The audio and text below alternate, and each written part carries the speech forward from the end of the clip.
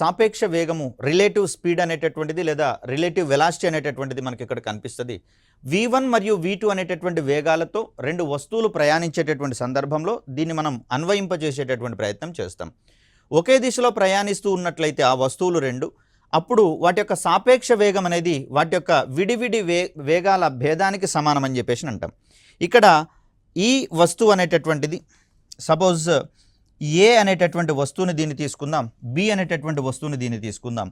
ఏ అనే వస్తువు v1 వేగంతో ఇక్కడ కుడివైపుకు చలిస్తూ ఉంది. బి అనేటటువంటి వస్తువు v2 అనేటటువంటి వేగంతో అది కూడా కుడివైపుకే చలిస్తూ ఉంది. ఒకే దిశలో ప్రయాణిస్తూ ఉన్నాయి కాబట్టి ఇక్కడ సాపేక్ష వేగము v is equal to v1 మరియు v2ల యొక్క డిఫరెన్స్గా మనం ఇక్కడ చెప్తాము. ఇక్కడ డిఫరెన్స్ తీసుకున్నటువంటి సందర్భంలో సపోజ్ v1 విలువ తక్కువగా ఉండి v2 విలువ ఎక్కువగా ఉందనుకోండి, రుణాత్మకం వచ్చిందని మాత్రం చెప్పకూడదు. రెండింటి యొక్క డిఫరెన్స్ని మనం ధనాత్మకంగానే చూడాల్సి వస్తుంది. సో ఇక్కడ సంజ్ఞ అనేది మనం క్రైటీరియాగా తీసుకోము.